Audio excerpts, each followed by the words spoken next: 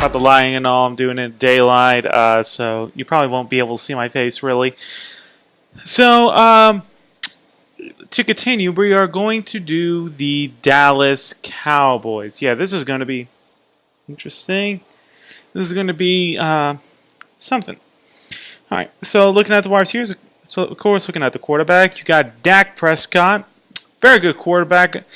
He did have a down year last year, but there's a good chance he'll probably rebound and continue being a good quarterback. I'm hoping he does take a step up more as a passer. But with a running back like Ezekiel Elliott, I mean, you're fine to really kind of take your time developing a little bit. I mean, he's at 25 now, so it's time for him to kind of make a break. And of course, you got Ezekiel Elliott. They really did miss him, with the 6-game suspension, so that was definitely a tough one for them. But I think with Prescott and Elliott, you got a dangerous offense right then and there. Of course, wide receiver, it's pretty crowded to say. It's a very crowded wide receiving core. You got Hearns, Cole Beasley, Terrence Williams. They drafted Michael Gallup and also drafted Cedric Wilson out of Boise State. They also had Noah Brown, who they drafted last year. So, yeah, it's a pretty crowded wide receiving core. Not to mention they also traded for Tavon Austin, but I'm pretty sure he's going to be moved at running back to probably keep a spot. It's a very like I said, it's primarily crowded. You got a lot of guys that could probably start. Letting go Des Bryant was probably one of the most shocking yet oddly satisfying things to see them do. I don't think they'll have a problem replacing, considering they really haven't had a 1,000-yard wide receiver since 2014. And this is a team that's more likely going to run the ball than throw it, so really they didn't really need Des Bryant so much.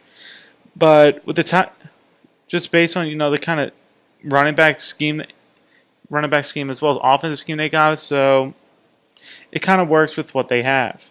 At tight end, however, they did lose Jason Witten. That was definitely painful to see. I really love Jason Witten, one of the most solid standout tight ends.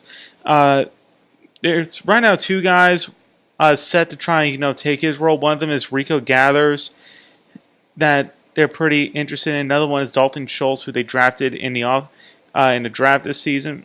I think they'll both do okay. Maybe I'm not exactly rooting for any one of these guys because who knows what's going to happen, especially with this kind of offense scheme where it's more leaning towards running than passing. But I think they'll do fine overall. I think they'll be fine. The offensive line, of course, the rich get richer, and it definitely improved. They drafted Connor Williams in the first round. I did like that pick. I think his position will determine what they want to do with Collins. If they feel like Collins is better as a guard, then they'll kick Williams at right tackle. And if they think Collins deserves one more shot at tackle, they'll kick Connor Williams at guard. So the starting 5 is probably going to be pretty obvious. You're going to have Tyron Smith play left. The other guard position is going to be Zach Martin. And, of course, you have Travis Frederick, one of the biggest steals of 2013 draft, starting at center. So that's your starting 5. And, of course, his offense is very dangerous. The offensive line is a overall beast. I mean, unless Connor Williams doesn't turn out to be how he is, but I'm not willing to put money on that. I think he'll turn out very well, especially with the kind of offense in this offensive line, and especially in this offense. Now the question is, how many times they're going to throw the ball. I know they want to give Elliott a lot of carries, and of course they're also going to work in probably Bo Scarborough, who they drafted in the 7th round, probably as a relief running back. But I am curious to see how this passing game goes, to see what this will be like. It does feel like they do rely on Cole Beasley a little more, and Terrence Williams. I think he's still injured. I don't think he ended up on the PUP yet, but it's definitely crowded. They're throwing a lot of different players at different positions. They're throwing a lot of different players on this team and seeing what kind of sticks. I really like watching highlights of Michael Gala, but I don't know if he'll get enough playing time to really make a stand. And it was pretty interesting when they signed Alan Hearns.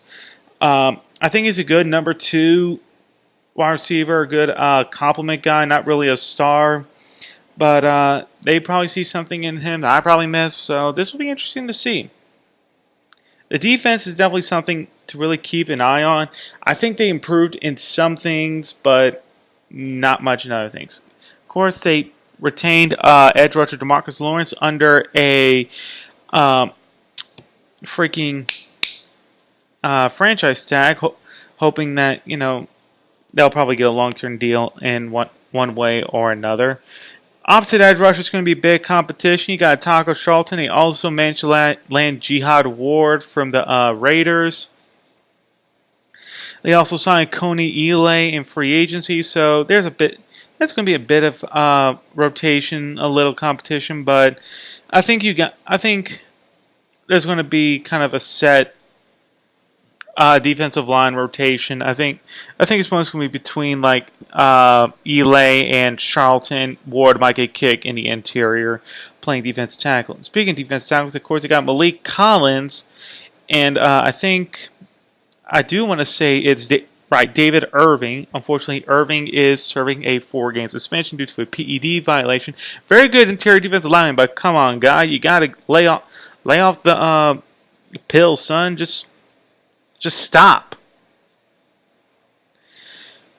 So they're going to have probably someone play there temporarily. It might be Crawford, might be a couple other guys. Who knows? It's just going to be for a 4-game stretch. At linebacker, they did draft someone I did like watching.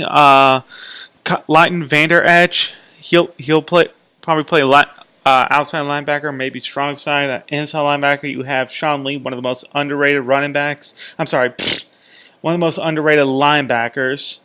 And starting alongside him would be Jalen Smith. So that's a good 3 linebackers you got there. Solid starters who can play the run and cover. I do want to see Jalen Smith really take that step up.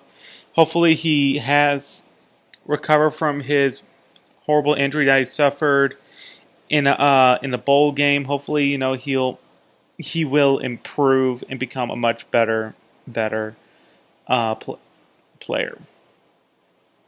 Now, of course, secondary-wise, it's pretty good. I think they're looking to put Byron Jones at corner instead of safety. Probably do him better. And they have Jordan Lewis, who did very well. I'm not sure if he got suspended for PD violations, but I'm not willing to put on. But I don't think it happened.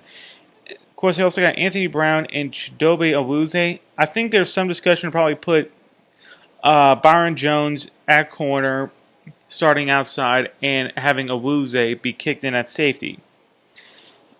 And if they do that, it'd be very interesting to watch. And of course, they also have, I think they're promoting Xavier Woods to starting safety. And of course, there's always the ever-loving rumor that they are going to get Earl Thomas in free agency. Yeah, boy. All right, so this defense is, I'm going to say underrated, is what this defense is. They finally got some cornerstone players, some really good players that they can rely on. I think a healthy Sean Lee definitely propels his defense to being a lot better than they usually are. I also think drafting Vander Esch really does help this team, especially if Sean Lee does get hurt at some point. As long as they got DeMarcus Lawrence, and if he doesn't get suspended for any PED violations, etc., you got a constant edge rushing force to go against. And finding that other edge rusher is going to be a bit challenging, but I think they'll be fine. I think they'll do quite all right. But the secondary is definitely something I want to take a look at.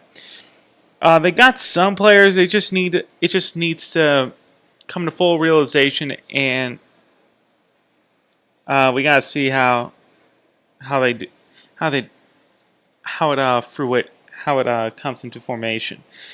I think I think they do want to put Byron Jones at starter for the team at outside corner, because he really hasn't been the ball hawking safety that they kind of hoped him to be. So they think probably putting him at corner would help him much more than at safety.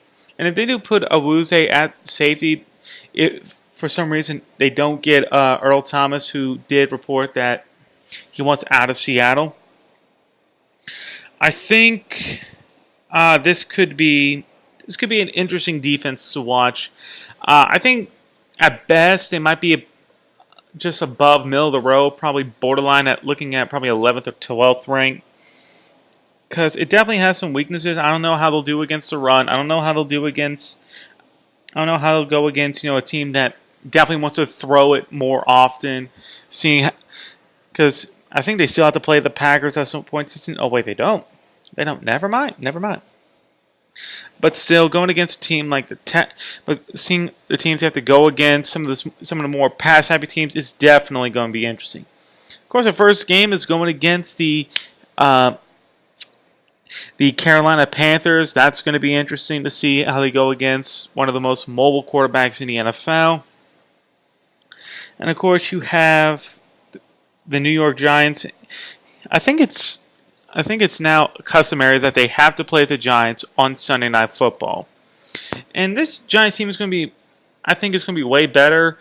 Just adding Saquon Barkley and seeing how he does, and of course, their defense got a bit of an upgrade, and of course, I think with a better coach with Pat Shermer, it's going to do better. They're going to do better. I don't know how Dallas is going to. I don't know how well Dallas is going to do with some of the other teams. Going against Jacksonville is going to be interesting. Of course, going against the Super Bowl champion Eagles, playing against the Texans, the Titans, the Saints. And overall, I do just see this team bouncing back. I think, though, I do want to see the rematch against the Falcons. I'm hoping that they are healthy enough to where they can get a proper matchup. Losing Elliott and definitely losing Tyron Smith really stymied any kind of maximum potential that he could have had. So I do want to see how Ezekiel Elliott and see how Tyron Smith do against this Atlanta Falcons team on Week 11. So that's going to be my matchup to watch. And I think this team's probably going to be 11-5. I'll say 11-5. I don't know if they'll win a division or not, but it's going to based solely on how they trade blows with the Eagles, because I think that's their real competition. They have an improved defensive line to really match their offensive line. Their offense is just as potent and dangerous. And if they can top the Eagles, they'll make the playoffs, probably win a division. I don't know about Super Bowl appearance. It does feel like they could, but they haven't won a playoff game in quite some time. They have only won 2 playoff games since the 90s, and it's pretty. And this is definitely something that they just gotta get over, kind of the mentality. You think the Cowboys, if they make the playoffs, will win and probably get over the hump and make the Super Bowl? Curious about your thoughts on this one.